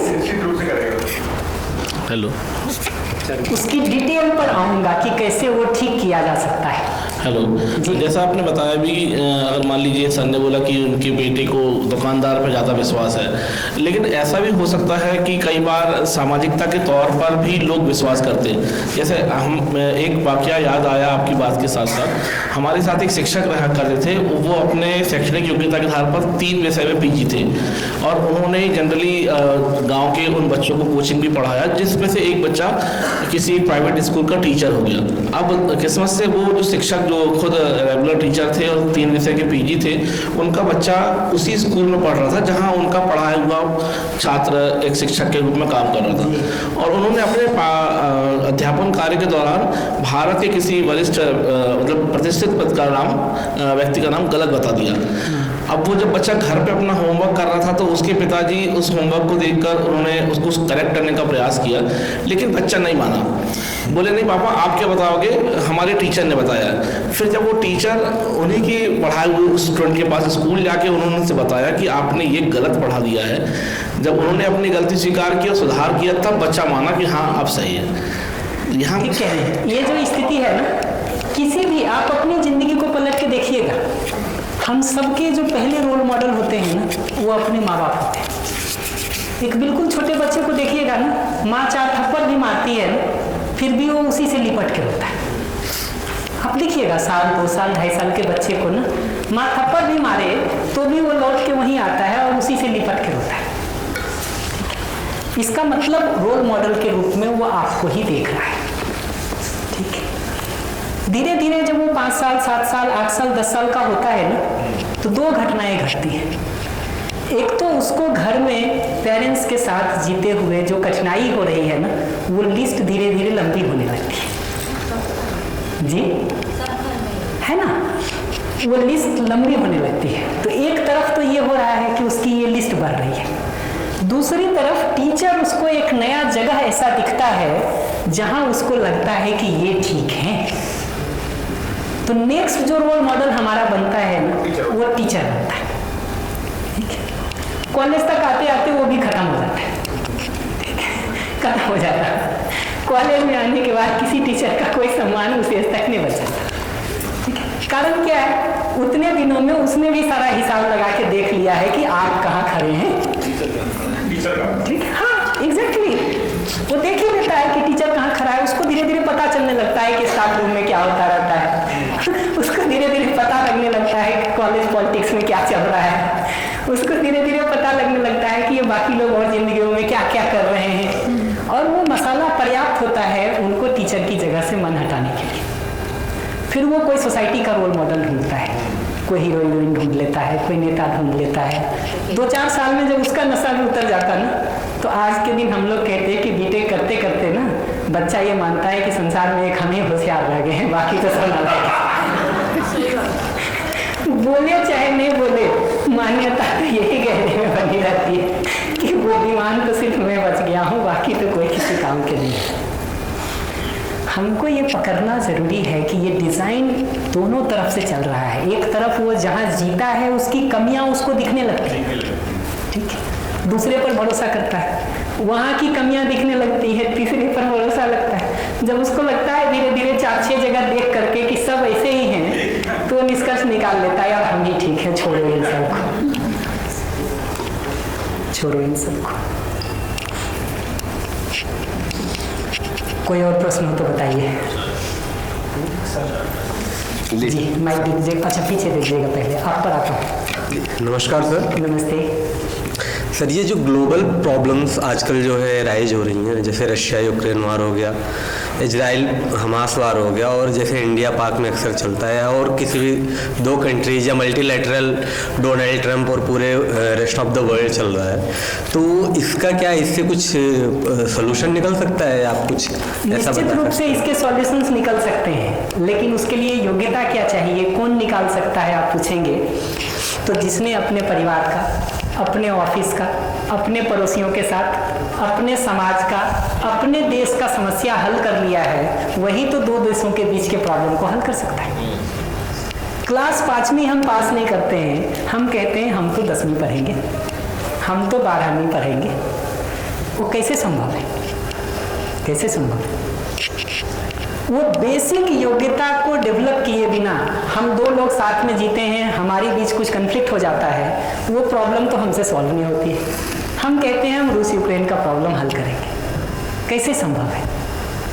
तो हल नहीं हो सकता है ऐसा नहीं है, लोगों ने किया भी है। अलग अलग जगहों पर आप इतिहास को पढ़ेंगे तो अलग अलग लोगों ने अलग अलग सिचुएशन में उसको हल करने का काम किया है।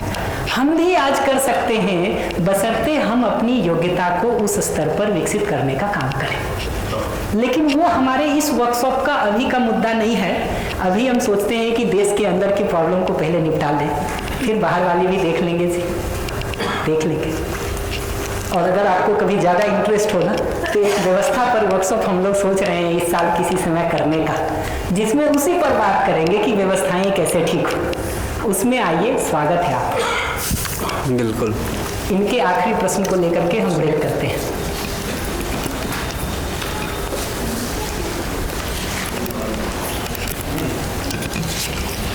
सर नमस्ते। नमस्ते। मेरा प्रश्न ये है सर कि हम अब इस उम्र में आके समाज में इतने सारे लोगों के साथ जुड़े हैं, और ये जब तक मैं जुड़ा नहीं था यहाँ संस्थान से, तब तक ये था कि 4-5 दोस्तों में मगन रहना, अगर किसी फ्रस्ट्रेशन को निकालना है तो उस ग्रुप में निकालना। लेकिन यहाँ से जुड़ने के बाद ये ऐसा लगने लगा कि हमें जो इतने सारे रिश्ते जो बिगड़ गए थे, सभी से सबसे संबंध सुधारना है, और वो भी पहल अपन को ही करनी है। तो क्या ऐसा लग रहा है कि सिर के ऊपर बोझ बहुत आ नहीं, बोझ नहीं, तो क्या सर पहल केवल अपन को ही करना है और वो सारे रिश्ते सही कर लेने हैं, ऐसा कुछ है क्या? इस पर हमको 2 बात कहनी। आप जैसे ही ऐसा कहते हैं ना, तो हमको जो सुनाई पड़ता है वो मैं बता रहा हूँ आपको, आप अपने लिए वेरीफाई करके देखिएगा। कहीं ना कहीं हमको ये सुनाई पड़ता है कि ये पहल करना बहुत बड़ा बोझ है, ये रिश्ते को ठीक करना एक बोझ है, और क्या हम ही को उठाना पड़ेगा, कुछ तुम भी तो उठाओ। ये हमको ऐसा सुनाई दे रहा है।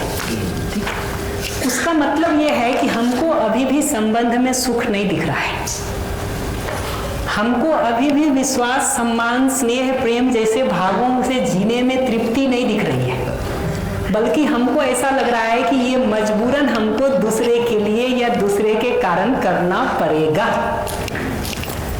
जैसे जैसे आपको ये दिखना शुरू होता है ना कि संबंध में जीना हमारी नेचुरल प्रवृत्ति है, हम जितना भी उसमें फैल करके जीते हैं उतना ज़्यादा हमको अपने में सहजता लगती है, आराम लगता है। जिन जिन जगहों पर भी हमारे संबंध उलझे होते हैं किसी किसी के साथ, वो लौट लौट के जब भी हमको याद भी आते हैं ना, अंदर तकलीफ देते रहते हैं। एक बार ये दिखना शुरू हो कि ये प्रक्रिया से आपकी तकलीफ दूर होगी ना कि बढ़ेगी, तब आपका मोटिवेशन बनेगा उसको करने का। अभी आपको ऐसा लग रहा है कि इस प्रक्रिया में दुख कम दूर हो रहा है, बढ़ ज़्यादा रहा है। हमको रुक के ये देखने की ज़रूरत है कि ये प्रक्रिया हम इसलिए अपना रहे हैं कि ज़िंदगी की तृप्ति हमारी बढ़ेगी और ये समस्याएं कम होंगी। मैं बार बार इसका सरल उदाहरण देता हूँ।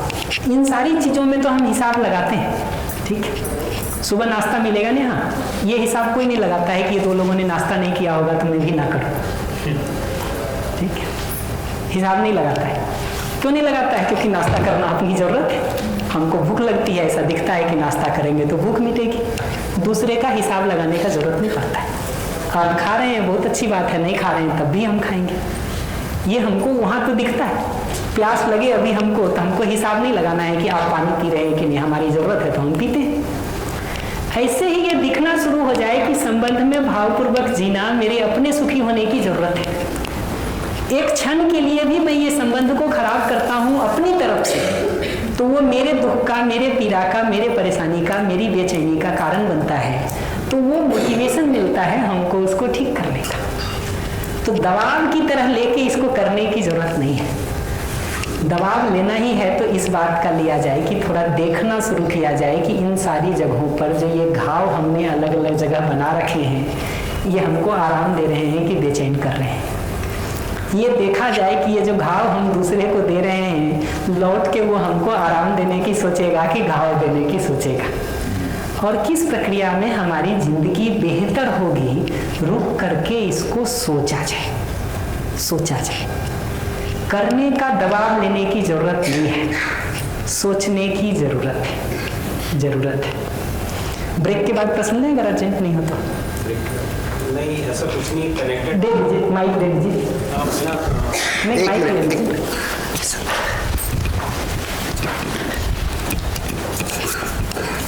संवाद में हमेशा ये होता है कि मैं तो जो सामने वाला है उसके अच्छे के लिए बात कर रहा हूँ, लेकिन 3-4 सेंटेंस पहले आपने एक स्टेटमेंट दिया था, आप तो अच्छाई के लिए कह रहे हैं, लेकिन कहीं ना कहीं आप उसके अहम को या किसी ऐसे भाव को टच कर रहे हैं जो आपको भी नहीं पता। मेरे देखने से तो मैं सारी चीज़ें अच्छी कर रहा हूँ, लेकिन कहीं ना कहीं उसकी चीज़ों को हर्ट करते जा रहा हूँ, वो मुझे पता नहीं चल रहा है। तो ये जो 4-5 सेंटेंस पहले आपने एक स्टेटमेंट दिया था, मैं चाह रहा हूँ कि वो एक बार आप दोहरा दें, क्योंकि मुझे लगता है यदि संबंधों को सुधारना है तो सारी चीज़ों का आकलन करते रहने की आवश्यकता करेंगे ना। अभी हमारा तो काम ही यही है, हम अगले दिन इस पर पूरा विस्तार करेंगे। इस पर हमको विस्तार ही करना है कि हम अगले को सुने तो कैसे सुने और बोले तो कैसे बोले। क्योंकि मुझे लग रहा है सभी में संबंधों की चर्चाएं चल रही है, सभी के दिमाग में, और सारी बातें टच हो रही है कहीं ना कहीं। नहीं, वो तो ठीक ही कह रहे हैं आप, टच तो हो ही रही होगी। मैं इतना ही कह रहा हूँ कि अभी हमको लगता है कि ये सारा कुछ बोलने और सुनने से शुरू होता है। मैं बार बार इस बात पर ध्यान दिला रहा हूँ कि ये सारा शुरू होता है अपनी दृष्टि और मान। बाहर तो हम करेंगे, ठीक नहीं करेंगे ऐसा नहीं कह रहा हूँ मैं, लेकिन ये बेस लेवल पर होमवर्क किए बिना अगर बिल्डिंग बनाएंगे ना, वो ताश के पत्ते जैसा गिर जाएगा, टिकेगा नहीं। तो जिस बेस बात को मैं कह रहा हूँ, इस पर आएंगे, हमको विस्तार करना ही है एक एक बिंदुओं पर।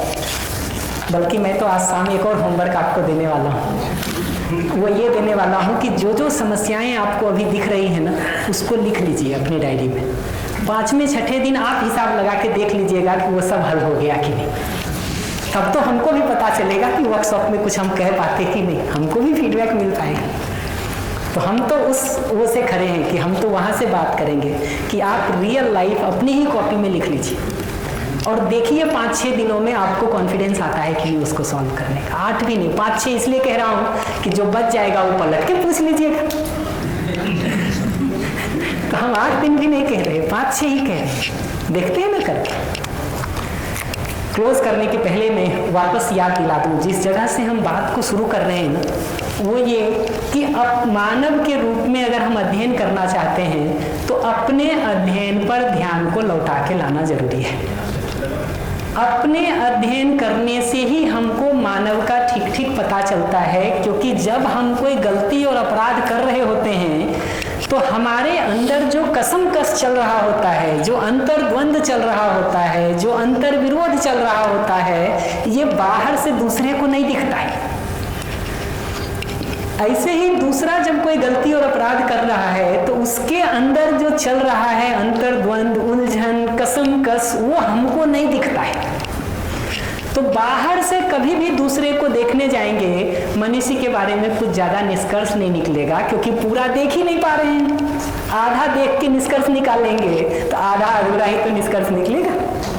अपने को देखना शुरू करेंगे तो अंदर बाहर दोनों हम बहुत अच्छे से देख सकते हैं। हम अपना देख सकते हैं, आप अपना देख सकते हैं। और अगर हम सभी के निष्कर्ष एक जैसे आ जाते हैं तो हम मान सकते हैं कि मानव के बारे में ये वस्तुतः निष्कर्ष है। तो अपने लिए निष्कर्ष को निकाल के देखा जाए कि मूल में मैं अपना शुभ चाहता हूं कि नहीं, और दूसरे का भी शुभ चाहता हूं कि नहीं। अपना सुख समृद्धि चाहता हूं कि नहीं, दूसरे का सुख समृद्धि चाहता हूं कि नहीं। इसी तरह से मूल में हम सही को समझना चाहते हैं कि नहीं, सही जीना चाहते हैं कि नहीं। जहाँ कहीं भी हमको किसी से ये संभावना दिखती है कि इनसे बात करने से हमारी जिंदगी की कोई प्रॉब्लम हल हो जाएगी, हम वहाँ बात करना चाहते हैं कि जहाँ हमको लगता है कि इससे बात करके चीज़ें और बिगड़ जाएंगी या ये सॉल्यूशन तो कुछ नहीं देगा, 20 जगह बदनाम और कर देगा, वहाँ आदमी बात नहीं करता है। तो मानव के रूप में देखेंगे तो अगर ये बात हमको अपने लिए दिखता है तो हम ये बात देख सकते हैं कि मूल में जैसा मैं सही समझना चाहता हूँ, सही जीना चाहता हूँ, सही समझ भी सकता हूँ, अपना सुख चाहता हूँ, अपना सुख समृद्धि चाहता हूँ, अगले का भी सुख और समृद्धि चाहता हूँ, ऐसा ही मूलतः हर मानव चाहता है। ये बात हम अपने में देख पाएं। ठीक उसी तरह से जैसे चावल के एक दाने को पका हुआ देख करके हमको सारे चावल का पता चलता है कि नहीं। अपने यहाँ की एक गाय को आपने देखा होगा कि वो घास खाती है, दूध देती है, गोबर देती है। एमपी की गाय के बारे में भी आपको पता है कि नहीं कि वो घास खाएगी, दूध देगी और गोबर देगी। जिस गाय से पहली बार मिले हैं उसके लिए भी वो बात पता है हमको। जिस गाय से अभी तक नहीं मिले हैं उसके बारे में भी हमको वो बात पता है कि वो घास खाती है, दूध देती है, गोबर देती है।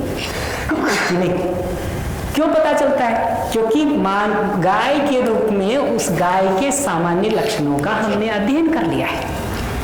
ऐसे ही मानव के रूप में स्वयं की मौलिकता का हम अध्ययन कर लें।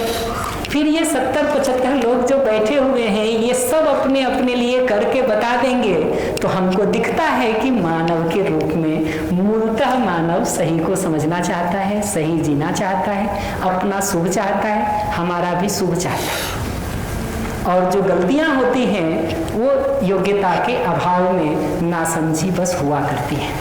इस आखिरी बात को हम आगे और एक्सप्लेन करेंगे कल परसों में कि उसका डिटेल मतलब क्या है, बट अभी के लिए तो उसका मतलब इतना ही है कि करना नहीं चाहते हैं, बाध्यतावश करना पड़ता है। ये फंडामेंटल बात हमको हर आदमी के लिए दिखती है कि नहीं, इसको इस ब्रेक के दौरान आराम से देखा जाए कि हर मानव के लिए। पिछले ब्रेक में हमने ये बात किया था कि अपने लिए उसको देखें, उसको देखने का काम करेंगे ना, तभी वो बात आपको दिखाई देगी। अभी अब हम बात कर रहे हैं कि इसको हम दूसरे के लिए भी देखने का काम कर सकें कि मूलतः ये सामने वाला व्यक्ति भी अपना शुभ चाहता है, हमारा शुभ चाहता है, सही समझना चाहता है, सही जीना चाहता है। ये ब्रेक में अभ्यास किया जाए। हम आधे घंटे का ब्रेक लेते हैं, लौट के हम 4:15 बजे मिलते हैं। इस पर जो प्रश्न होगा उस पर बात करेंगे हम, और इसको अभ्यास में कैसे लाएं उस पर हम बात करना चाह रहे हैं नेक्स्ट सेशन में, ताकि आज से आप थोड़ा रिगरस अभ्यास का काम शुरू करें। Thank you.